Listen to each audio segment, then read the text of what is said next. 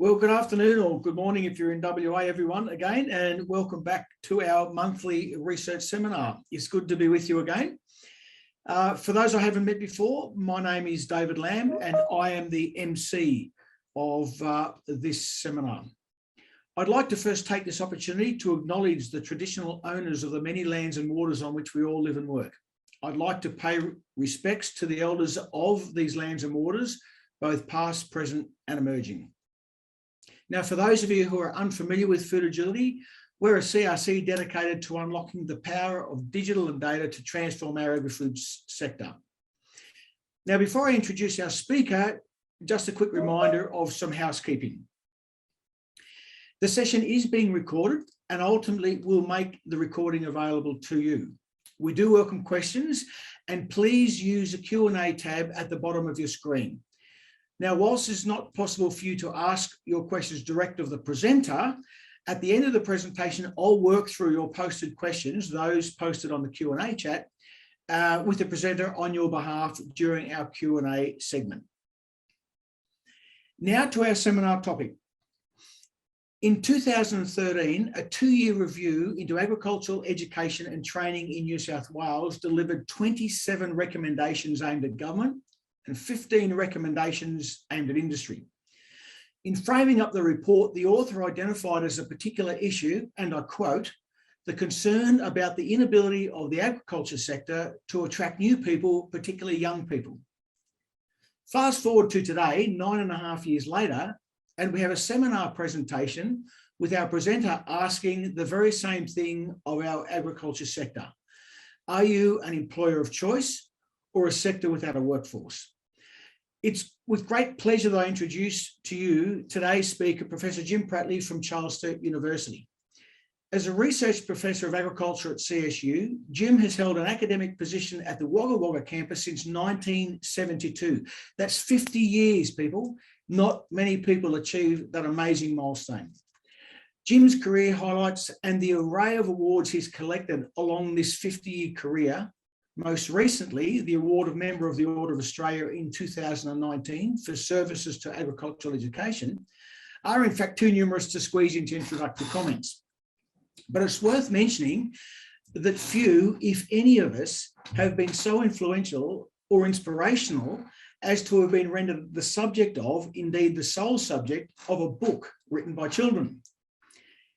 Here reads a quotation from that book written by members of the Kapuka Primary School in their Creative Catchment Kids Initiative book published back in 2014.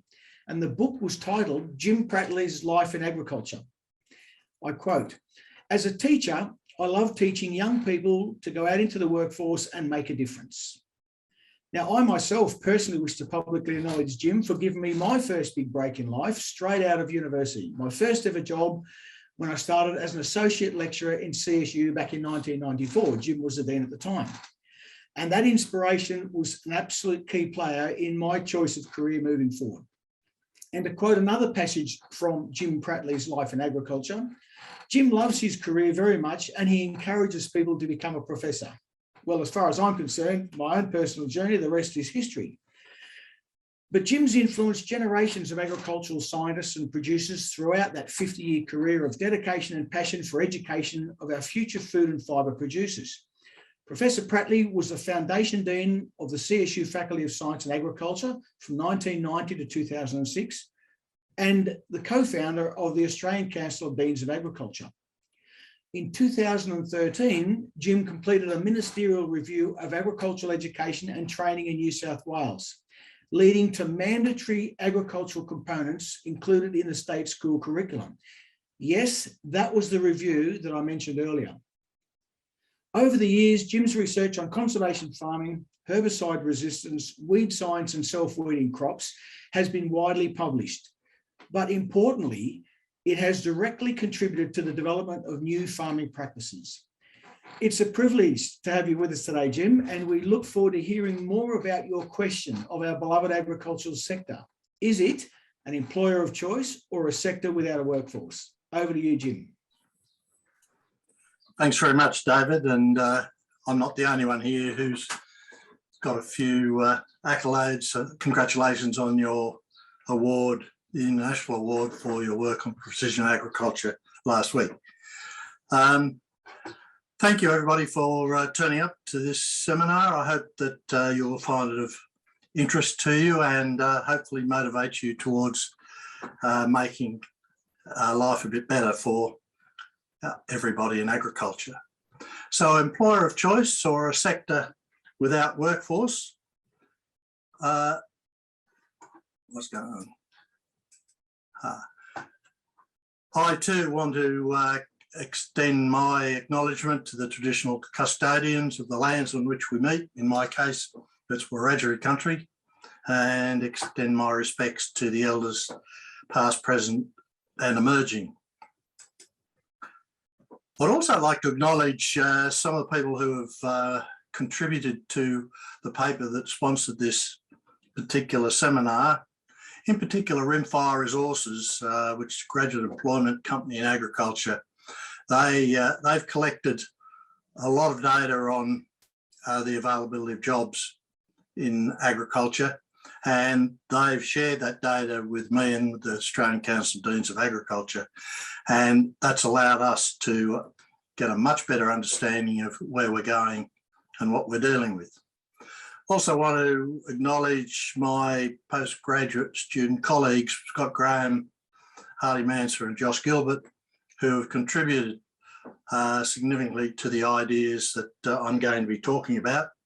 And I acknowledge also Georgia Smith, who's an undergraduate doing her honours, and she's looking at the CSU cohort of agriculture students to try and find out what's made them tick in choosing an agriculture degree.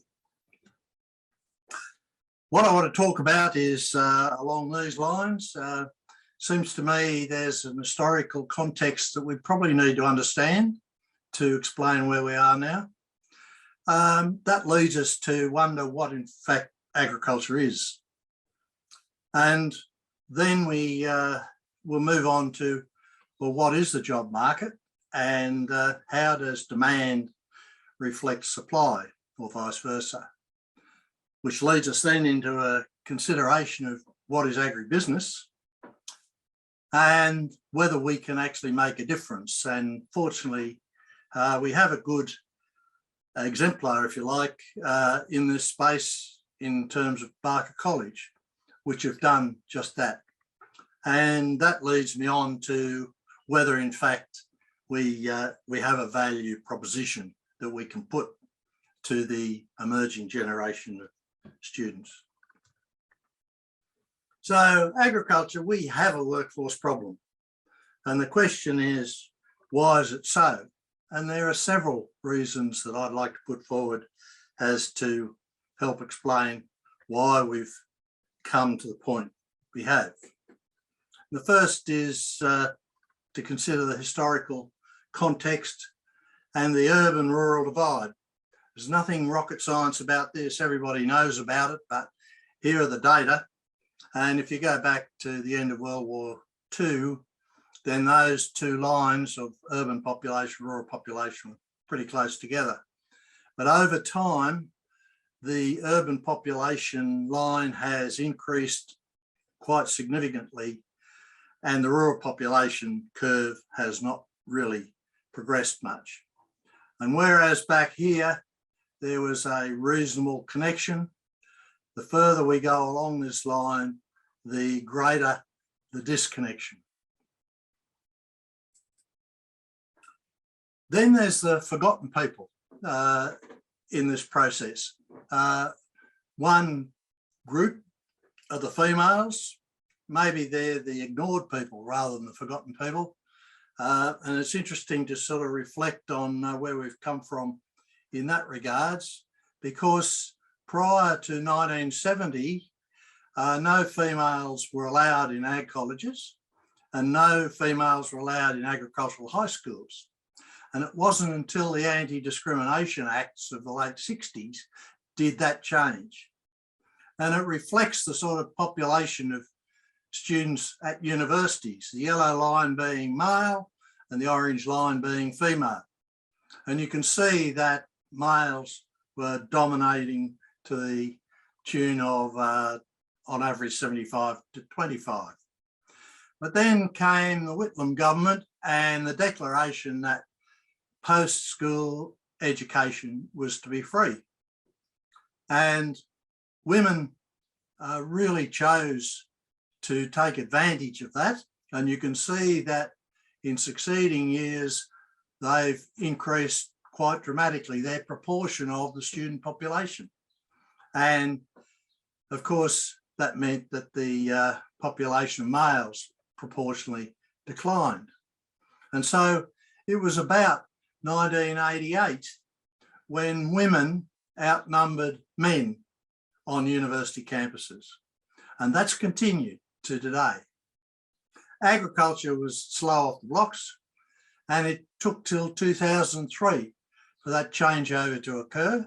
And since 2003, women have been the majority students in agriculture courses in Australian universities. The outcomes of that are that we've doubled the talent pool. That's good. And of course, we've increased the diversity and attitudes associated with the decision making. And hopefully we've got improved decision making now relative to what we had 10, 20 years ago. And my guess is that golfer could certainly use some female intuition. The third aspect is that the Indigenous are also the forgotten people in agriculture. They are actually really notable in the early stages of colonisation, but anyone who's read any of the history associated with agriculture and Indigenous will know that it's a really awful period of time, and that's something that I personally are ashamed of. And so we have I think, a responsibility to redress that situation. And so when the problem is that it's not very encouraging what we're doing right now. If you have a look at the university numbers, and these are numbers of graduates in agriculture courses, then those black and yellow numbers are the numbers of Indigenous students that we graduate from universities in Australia in agriculture every year. The number is 5 or fewer. And to me, that's pretty appalling. And it's something that we need to take on board. If we look to the future, though, that's not very bright either, because the ATSE numbers, at least in New South Wales Year 12, over the past few years, show the ATSE numbers are very low and unlikely to make much of an impact on the grand total. Surely we can do better than that. The fourth aspect is that we in the bush used to have a lot of political power, but we lost that political power when things happened over the course of history.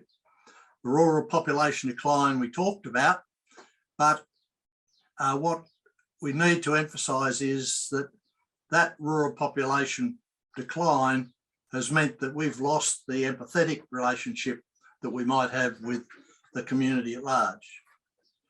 The Whitlam government, when they came in, also saw that the system was skewed towards the bush, and so put into practice the one man, one vote, or one person, one vote, if you like, but at the time it was one man, one vote, which there corrected the political gerrymander that was in place that gave rural people power beyond what their entitlement was. And so we lost a lot of power at that point. And it was in the 60s and early 70s when the environmental movement was established, Australian Conservation Foundation and the Greens Party and so on. And they had plenty of ammunition to work with, and they created agriculture's image for agriculture. And we didn't have the leadership in agriculture to push back on that or to create it ourselves. And so there was a lot of loss of social license as we went through the late 1900s. And the fifth bit is that education was spurned by agriculture. Unlike the rest of the community, which embraced free education at university and so on, agriculture sort of pushed back, didn't really want it. It's one of the only sectors of the community that had specialist colleges and specialist high schools, none of which were really wanted by agriculture. A bit bizarre. So the rest of the community seemed to buy the view that education really works. Agriculture, not so much. And if you have a look at the education revolution, you'd have to say, where was agriculture? Started a long way back, and did improve over the years, but so did the community. And if you have a look at the difference between the two pillars, then you can see that the gap has widened over that time, not contracted. And then there was the apprenticeship and training scheme, and the policy position of the predecessor institutions to National Farmers Federation were not to support apprenticeships. They wouldn't have them as part of their policy. And so if you have a look at the data, there are virtually no apprentices in agriculture or in production horticulture. Why? Because the attitude was that there was a commitment to having an apprentice, which went on beyond the apprenticeship, and you'd have to pay them more once they were qualified. Didn't want to pay them more, didn't want to have the commitment.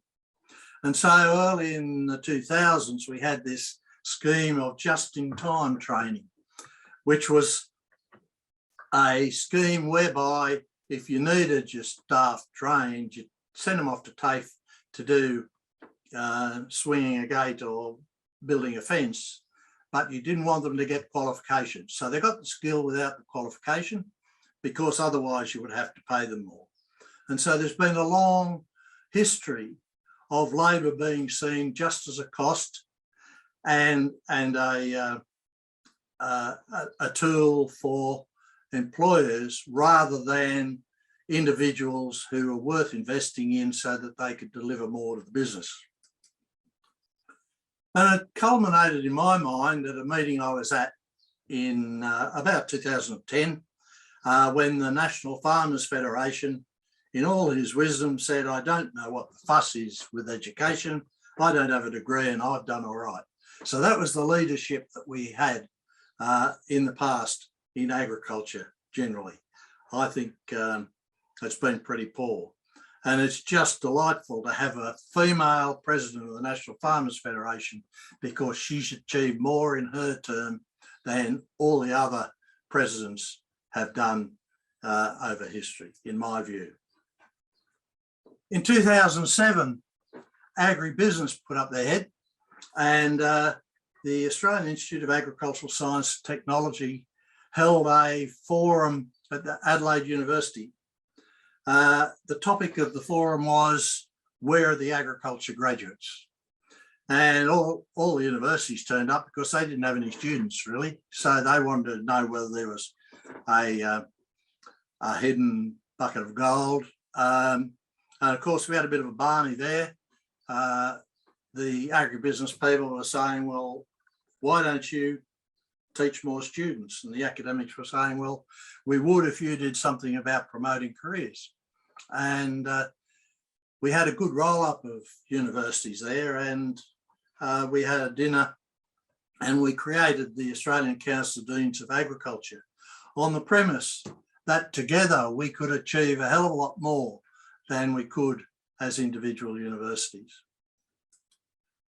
And then and I should add that we collected a lot of data and promoted it, and as a result, we're invited to a workforce planning workshop at DAF in Canberra. And those of you that follow the ABC would know they had a program called the Hollow Men, and I can assure you that those people exist in the federal public service, because we had a presentation from one who came to the conclusion that agriculture was a sunset industry. And yeah, that's as low as we could get, really. And it was true that agricultural education was in decline. It was in decline. The numbers show very clearly they were, and the McColl report of the 1991 showed there's about 700 or 800 graduates in agriculture, but by 2010 we were down to under 300, a 60% loss in graduate supply over that 20 years. So we had a problem. And it sort of makes you wonder, well, what is agriculture? And it depends on who you talk to, because the media profiles agriculture this way. It talks about a white, or shows a white male farmer, 60, 65 years old, daggy clothes, daggy hat, talking the sector down and asking for handouts. And of course, the media continue that on by relating the exploitation of itinerant workers by farmers, and then having farmers quoting, well, we employ them because Australian workers are too lazy. So that's the sort of media image that has been portrayed for decades. What's the student perception of an agriculturist? Well, surprise, surprise, it's a white male farmer, 65 years old, daggy clothes and hat, talks the sector down, asks for handouts, and exploits itinerant workers because local workers are too lazy. And how do we know that? Well, when the surveys are done, Prime Minister's Education Foundation did this survey, and when you ask students what is their perception of agriculture, the word farming comes out as one of the big players in the word cloud. Dairy, cotton, farming. And my postgraduate student colleagues tell me that if you can't see it, you can't be it. And therefore, all they see is that image of the white Caucasian aged farmer, and they think that's what agriculture is. And then they talk about employer of choice. So, are students interested in agriculture? No way. Why would they be? So when you have a look at how we promote agriculture, agriculture workforce is always talked about in the context of agricultural production. And we promote the agricultural workforce issue, and we promote the farming issue to teachers, to parents, the rest of the community, to the media, and through them to students. What about the off-farm business of agriculture? It's only been mentioned once so far in this seminar, and that was the Barney at Adelaide. All the rest, all the data tend to be related to on-farm agriculture. Whereas agriculture is more than that. And so if you talk about the agricultural workforce, sure, you talk about farming, but farming's dependent on other sectors of the economy, the agricultural input sector and the post-farm gate sector. And unfortunately, some people put those two together as the pre-farm gate sector, but that's not helpful, particularly if you're trying to get people to look at careers here. So that's the pre-farm gate sector, and that's the post-farm gate sector. That's the farm in my book, and that's how we should treat it. So that then raises a question, well, what is the job market? And so thanks to Rimfire Resources, we've been able to monitor this fairly closely. And here in the period 2015 to 21, we've got something like about 2,500 jobs advertised for agriculturalists. And you will notice that it doesn't have any non-management farm people in this diagram. It does have the management group, which forms only a proportion of it. All the rest of these jobs are off farm, and that's where the employment market is largely based. Interestingly, I just make the point about agri-tech for the first time in 2021. That was looked at as a separate entity, and it's really interesting to see that how much that has grown. So if we map the trends, we get this. And so on-farm jobs are the orange line, and so that's on its way up, and a big increase in the last 12 or 18 months.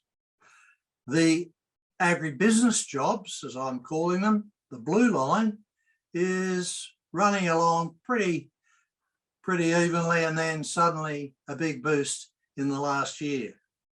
So we're talking about something like about 4,000 or 5,000 jobs being presented there.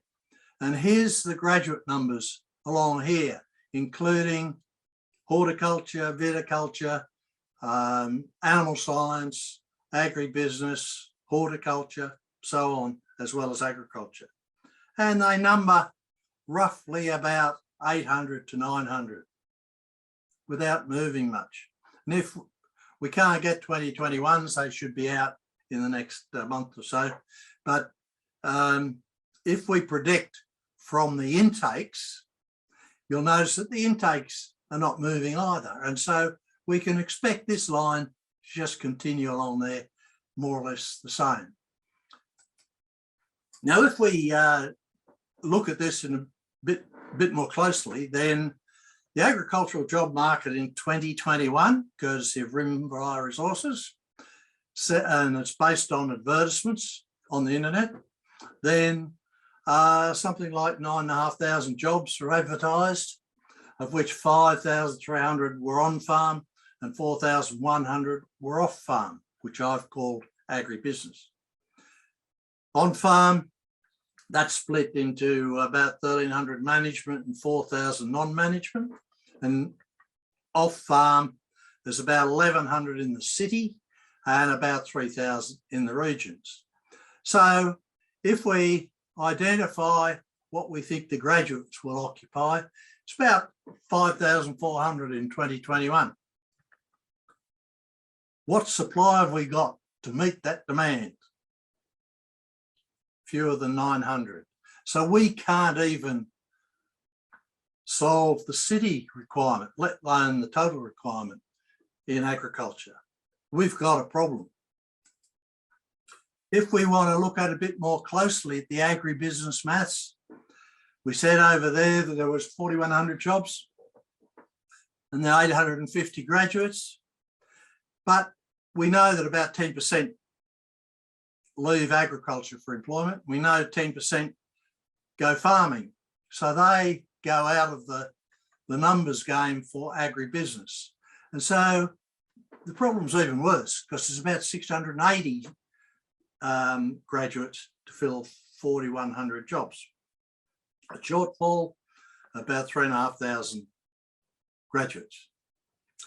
Interestingly, I gave a talk in 2011 and I said there were more than 4,000 graduate jobs a year based on the data and about 800 graduates per year. We haven't improved in over a decade. So how do we balance this equation? Demand is likely to change, but not constrict. It's going to change to technology and a few other things, but the numbers are probably not going to change much in the near future. Supply, it's unlikely to change based on what we've seen, unless we disrupt it somehow. The solution is to enhance supply. It's just that we don't seem to know how to do that. So questions come to my mind then. Who needs the graduates? Well, agribusiness does. Do prospective students know about agribusiness? No. Does agribusiness promote careers for prospective students? No.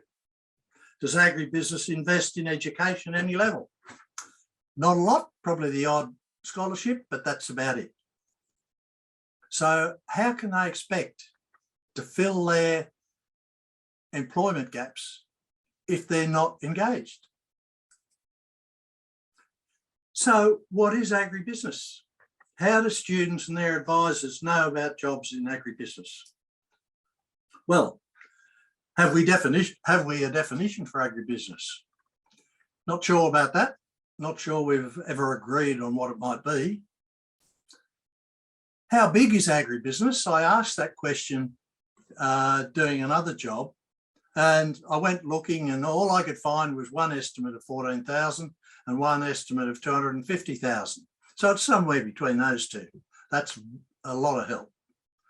We don't collect data on agribusiness, apparently. What are the education levels in agribusiness? Well, we don't collect any data on agribusiness, so we don't know what the education levels are. So we don't even know what the replacement numbers needed are for people with degrees. And so without data and without structure, how can we make progress? And we've demonstrated that with the Australian Council of Deans. Once we've got the data, we can actually argue for policy and other things. So what are the supply targets for agribusiness? Well, we've mentioned females. They're 50% of the general population. They're 50% of the university population, and then 50% plus of the agriculture student population. But it does suggest, given the numbers aren't increasing in total, that there is a decline in males' participation in agriculture, and maybe that's something we need to keep an eye on.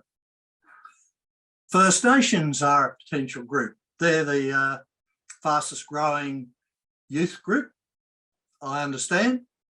They form 3% of the general population, but only 1% of agriculture, and that agriculture is on farm.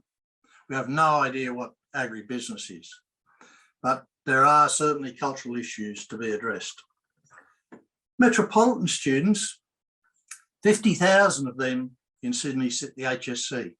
That's the largest target group we've got anywhere in Australia, but only 1% sit agriculture HSC. Imagine if we could get that up to 2%, we'd have 500 more kids interested in agriculture. This group, though, has a poor image of agriculture, and of course, farming's a no-no. So a lot of work to do. And migrants are the other possibility, but of course, a lot of those people come from countries where agriculture is a peasant existence, and parents are not too keen on their kids going in that direction. So we need perhaps a long-term agenda of education of perhaps second generation Australians in order to make progress there. Let me tell you about Barker College briefly, because it has been able to demonstrate that we can do this. We can change people's minds. And so Barker College, for those who don't know, it is located in Sydney's North Shore. And of course, that would be a place furthest away from any connection in agriculture, and certainly would have poor perceptions of agriculture. It's a deliberate strategy that agriculture is delivered as an academic subject, equivalent to biology and chemistry and physics and so on, because all those kids won't be interested if there's not an intellectual challenge. But it's approached quite differently to agriculture in most other schools. It starts with this plate to paddock progress, so where you align the studies with kids' understanding and interests. And so they worry about coffee and viticulture and perhaps meat tasting rather than plough and cow. And they talk to the students about agriculture such that they can see themselves in a career in agriculture and the opportunity to make a difference over their career. Classes have improved since they made this decision. about a decade ago, from 4 classes when they nearly closed down to 23 classes in agriculture in that school. What other school does that? They've got 400 plus students electing into agricultural studies. You can see that number going up, and from 2023, I understand it's over 400. They've had to increase their teacher numbers. They've got 7 agriculture teachers now. What other school has that many? And their HSC students that do agriculture number around 100, just under 100. And that's 2 to 3 times the number of any other school in Australia. And of those 100, about 30% choose to do agriculture at university. How's that for a good story? Now, how do they do it? Well, their teachers are motivated, and they do all the things that are needed to influence a student. And one of the very important things they do is influence the parent, because the 2 major influences on student attitude and direction are the teacher and the parent. The media tend to go the other way, and industry is not very obvious. So don't take any notice of these 2 graphs together. They're on different scales. But I want to make the point that year 10 parent satisfaction with agriculture at Barker is the top one. 87% of parents satisfied with that, even though their kids went in there and there was some skepticism. By the time they get to year 12, and of course they get serious about which subjects they're in at that point, agriculture comes out at number 5, and with 95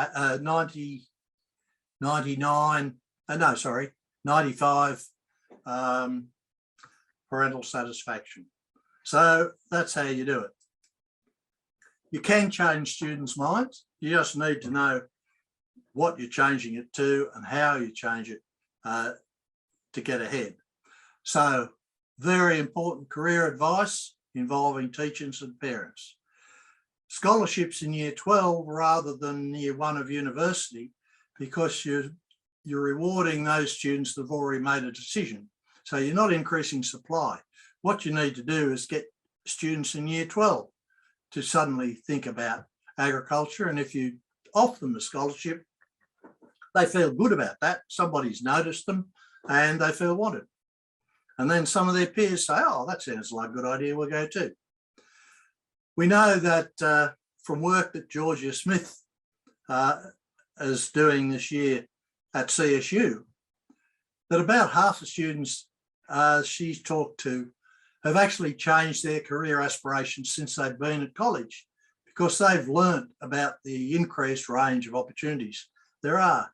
So even those that were wedded to agriculture still didn't know what the full range of opportunities were. Do we have to really worry about this? Well, yes, I think we do, because there's 300 to 400,000 unfilled jobs in Australia. That's where the employment market is. Mining industry syndicated 2,500 in the next 5 years. Technology wants 60,000 now, only trains 10,000. Aged care needs 35,000 now, and care generally will need 100,000 in the next 5 years. GPs are on the radio today. And of course, we know education is really suffering from lack of teachers, and there's probably about 100 ag teacher jobs going in the system across Australia. So agriculture is being swamped by the broader market.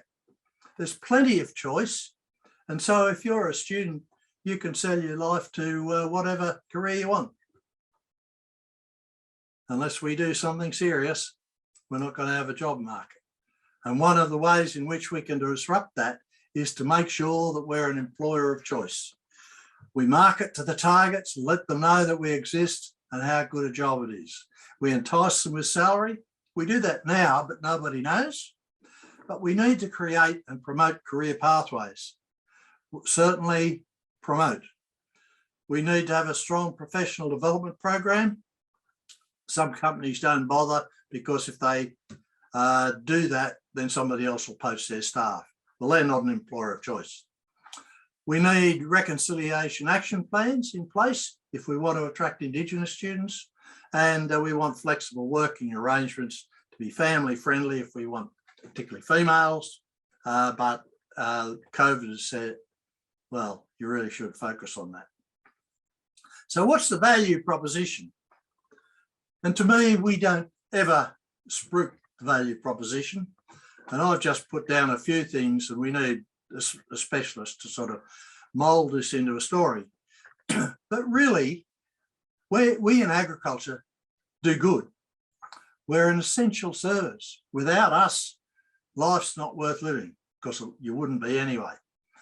Quality of life, we provide food security and a quality food supply in Australia, plenty of choice and inexpensive, relatively. We're in the health industry because Australians have good nutrition by and large, so they have good health, and their life expectancy is in the top half a dozen countries in the world.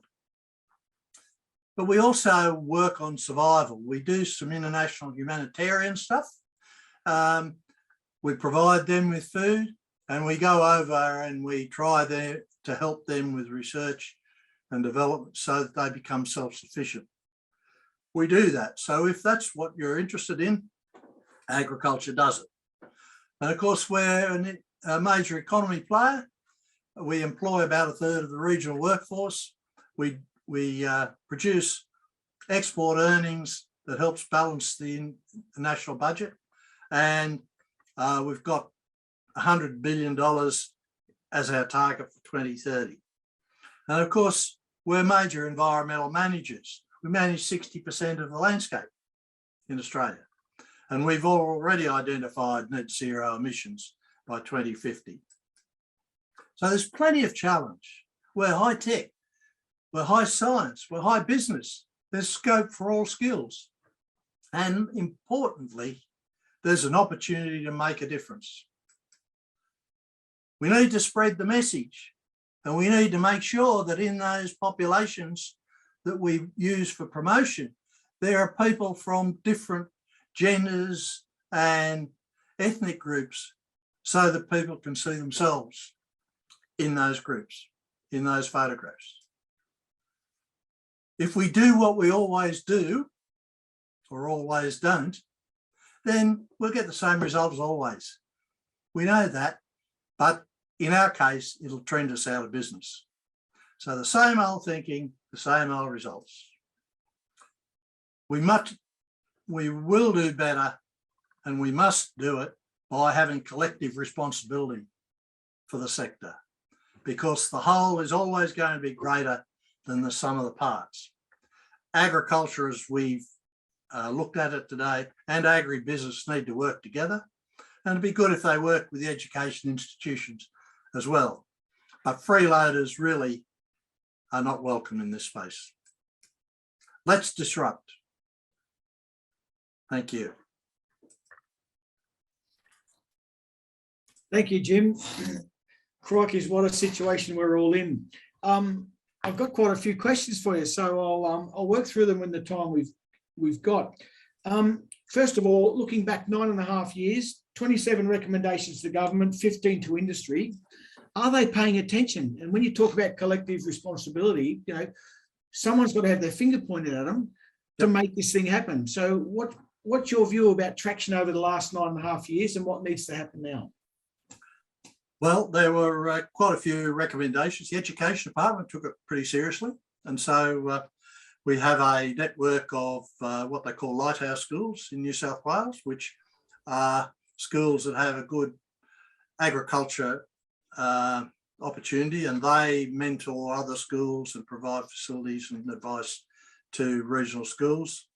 We had a recommendation that there ought to be a compulsory unit of agriculture and food in year 7 or 8, and that's in place now. It took 5 years, but that's in place, and every public high school in New South Wales has that in place. It's been a long time since I've read that report, but they were a couple of key ones that we wanted. And so I think agriculture is probably in a better place in terms of awareness than it was back then. And of course, we've had other things develop. Primary Industries Education Foundation is doing a fabulous job in developing career material for teachers, because we've got a lot of teachers in the system who know nothing about agriculture but are teaching it. And so they've needed all the help they can get and the professional development they can get.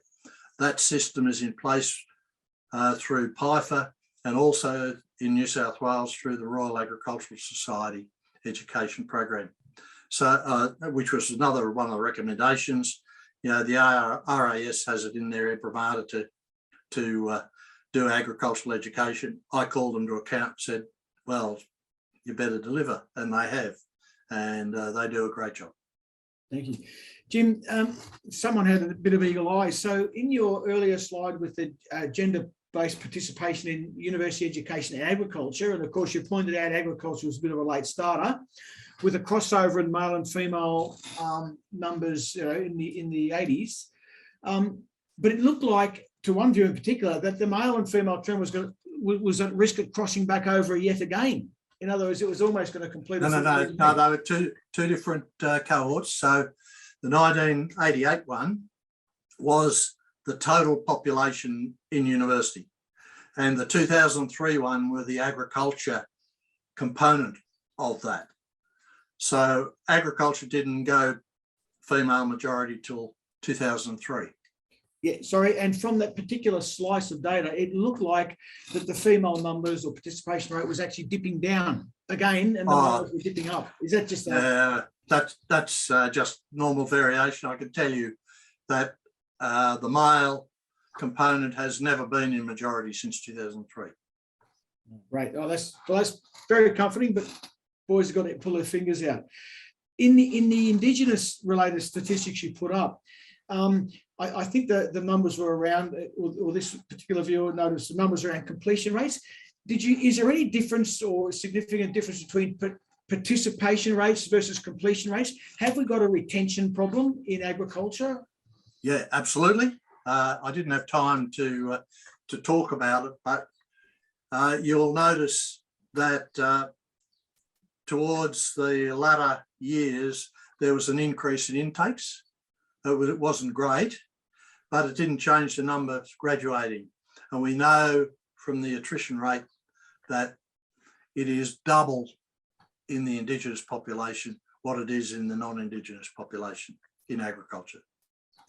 So we've got a lot of work to do in the university sector to make sure that we look after those students when they come in. And Jim, what about the role of students from other faculties, science students, management students, etc.? Are we doing enough, or should we be doing more to get agriculture in front of those students? So they may not be doing ag courses or ag business courses, but they're being exposed and socialised with the opportunities through those sorts of learning. Yeah, you're talking about in schools?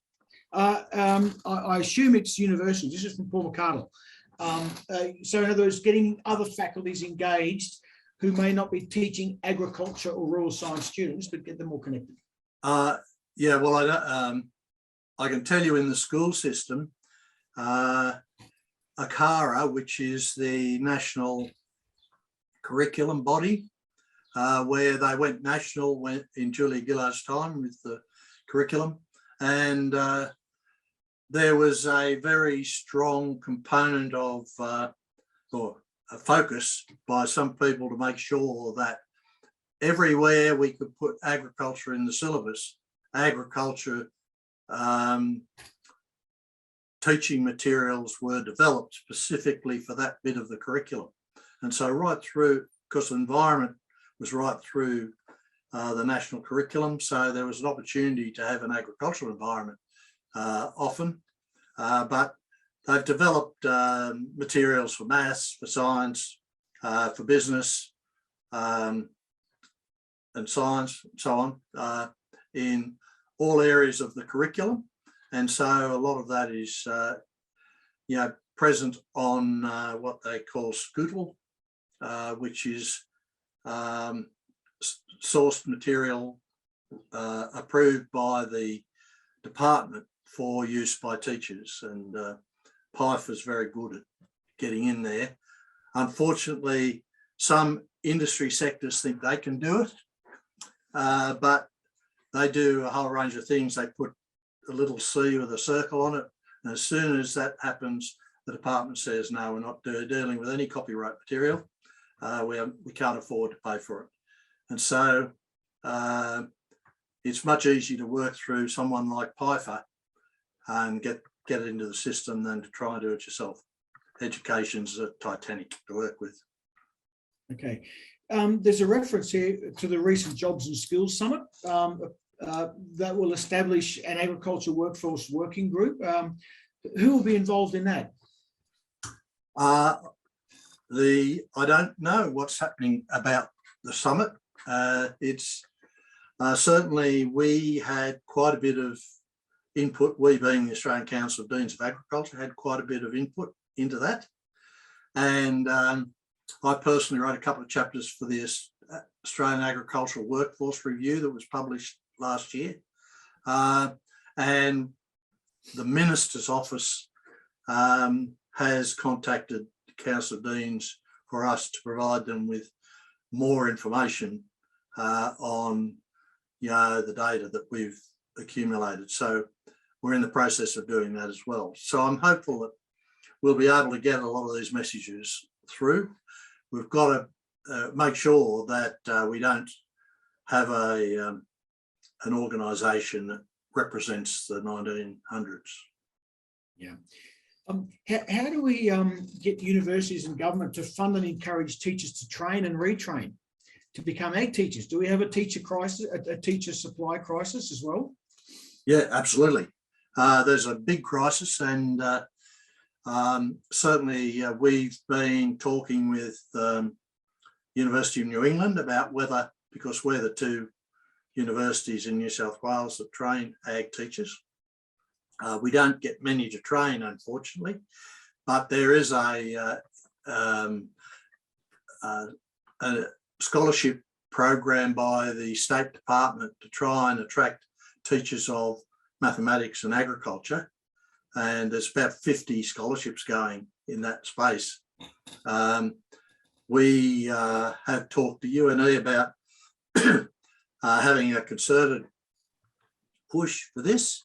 And there's also a scheme whereby people in industry can come in and do an accelerated qualification process to be able to teach in the school system. But right across Australia, there's ads galore in Queensland, in South Australia particularly, and there would be 50 or 60 ads open right now for ag teachers. That is amazing.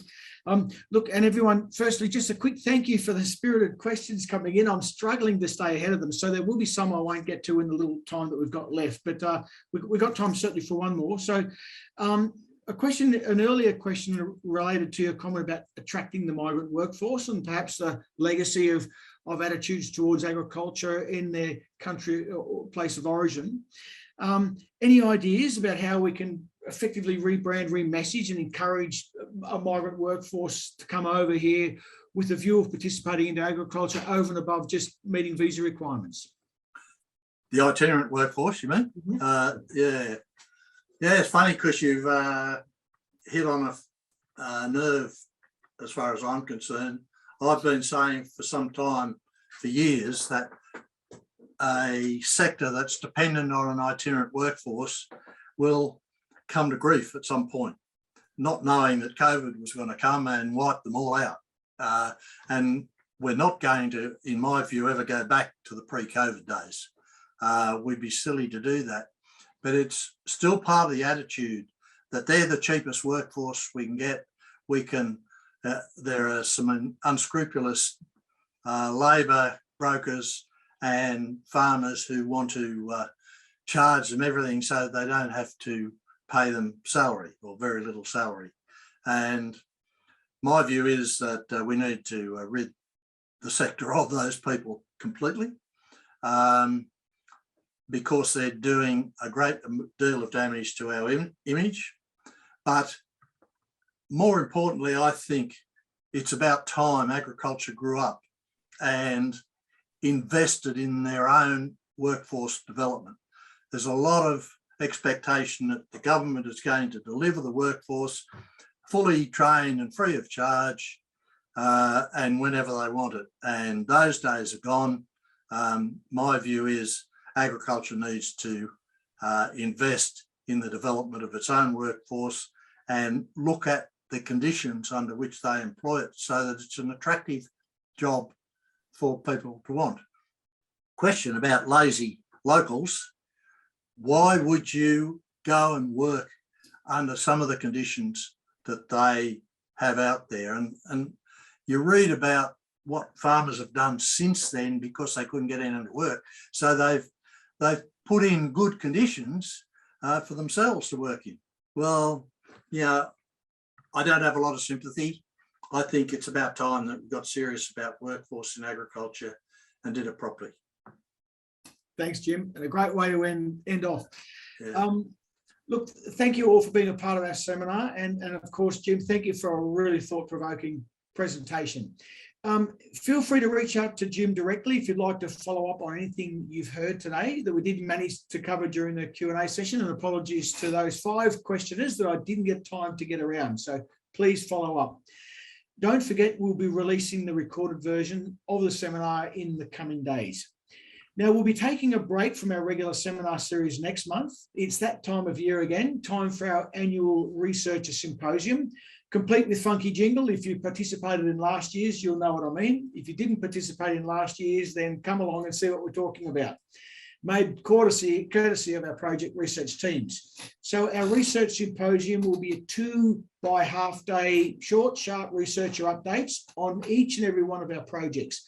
The first afternoon session will be Wednesday, the 30th of November, and the second one on the following day, Thursday, the 1st of December. They kick off around noon, and it's a great way for you to catch up, virtually meet all of our researchers and hear about the trials and tribulations of our projects. So thank you all for joining us, and we look forward to seeing you at next month's Researcher Symposium on the 30th of November, 1st of December. All the best.